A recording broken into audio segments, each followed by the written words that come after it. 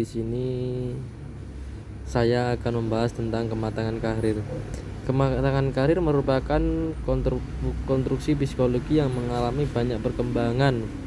Konstruksi ini pertama kali diungkapkan oleh seorang ahli psikologi konseling dan karir bernama Donald Evans Super. Gainsbourg, Aslarat, dan Herman dalam Alvarez 2008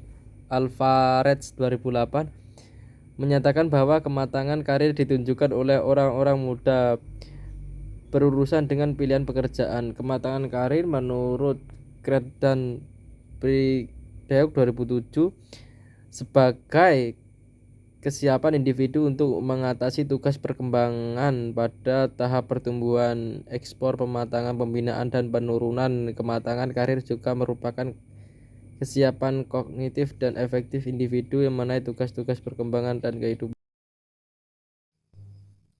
Tahap-tahap perkembangan kematangan karir. Super pada tahun 1975 merumuskan tahapan perkembangan karir menjadi 4, yaitu 1. Tahap pertumbuhan atau growth. Tahap ini terjadi pada usia 0 sampai 14 atau 15 tahun. Tahap pertumbuhan ditandai oleh perkembangan kecakapan, sikap, minat, dan kebutuhan yang berhubungan dengan konsep diri. Berikut rincian berbagai sub tahapan pertumbuhan. Sub tahap fantasi, yakni usia 4 sampai 10 tahun. Sub tahap minat usia 11 sampai 12 tahun. Sub tahap kapasitas usia 13 sampai 14 tahun. Dan yang terakhir, tahap eksplorasi yaitu usia 15 sampai 24 tahun. Yang kedua, yaitu tahap pemantapan atau etablissement.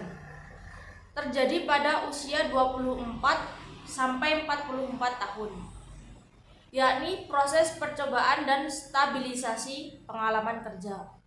Yang ketiga, tahap pembinaan atau maintenance. Terjadi pada usia 45 sampai 64 tahun. Yakni proses penyesuaian yang berkesinambungan untuk meningkatkan posisi dan situasi pekerjaan. Yang keempat, tahap kemunduran atau deadline. Biasa terjadi pada usia 65 tahun ke atas, yakni mempertimbangkan menjelang berhenti bekerja dengan usaha mempertahankan diri sendiri dan meningkatkan pekerjaan. Berikut yakni faktor-faktor yang mempengaruhi kematangan karir menurut Super. Super 1975 membagi 5 faktor yang mempengaruhi kematangan karir, yaitu sebagai berikut. Yang pertama, yaitu faktor biososial, adalah informasi yang dimana lebih spesifik, perencanaan, penerimaan, tanggung jawab individu dalam perencanaan karir, orientasi, pilihan karir yang berhubungan dengan biososial, seperti umur dan kecerdasan. Yang kedua, faktor lingkungan adalah indeks kematangan karir individu yang berkorelasi positif dengan tingkat pekerjaan orang tua, kurikulum sekolah, stimulasi budaya, dan kohesivitas keluarga. Yang ketiga, faktor kepribadian meliputi konsep diri, fokus kendali, bakat khusus, nilai atau norma dan tujuan hidup. Yang keempat, faktor vokasional adalah kematangan karir individu berkorelasi positif dengan aspirasi vokasional atau tingkat kesesuaian aspirasi yang dengan ekspektasi karir. Yang kelima, faktor prestasi individu meliputi prestasi akademik, kebebasan, partisipasi dalam kegiatan kekurikuler dan ekstrakurikuler.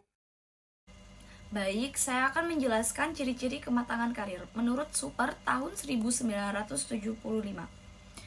Ciri-ciri kematangan karir seseorang yang pertama bisa dilihat dari perencanaan jangka panjang, jangka menengah, dan jangka pendek.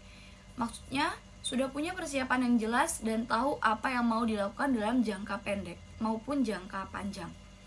Yang kedua, dilihat dari sikap dan tingkah laku eksplorasi yang meliputi sikap ingin tahu hal baru. Penggunaan sumber dan partisipasi, misalnya suka belajar, punya rasa ingin tahu yang tinggi, dan aktif mencari peluang atau cara baru. Yang ketiga, bisa dilihat dari perolehan informasi yang terdiri dari informasi pendidikan dan latihan, syarat-syarat masuk, tugas-tugas, penerimaan, dan penawaran, serta promosi. Yang keempat, dapat dilihat dari pengetahuan tentang pembuatan keputusan, yang meliputi dasar-dasar dan praktik pembuatan keputusan. Misalnya, tahu cara memilih dan mengambil langkah secara logis, bukan cuma ikut-ikutan. Yang terakhir, dapat dilihat dari kenyataan dan pengalaman kerja. Baik, selanjutnya ada ciri-ciri ketidakmatangan karir. Ada beberapa ciri-ciri individu yang mengalami ketidakmatangan karir menurut Cirites tahun 1981. Ciri-ciri ketidakmatangan karir bisa disebabkan oleh beberapa hal. Yang pertama, individu terlalu banyak memiliki pilihan. Misalnya, seseorang punya banyak bakat dan pilihan, tapi bingung mau pilih yang mana sehingga tidak punya tujuan tetap. Yang kedua, individu tidak dapat mengambil keputusan atau tidak berani memilih. Misalnya, sudah ada jelas pilihan di depan mata, tapi dia tetap tidak bisa mengambil keputusan sama sekali. Dan yang terakhir, individu tidak berminat atau tidak sesuai minat memilih satu pekerjaan, tetapi bimbang akan pilihannya karena tidak didukung oleh minat yang memadai.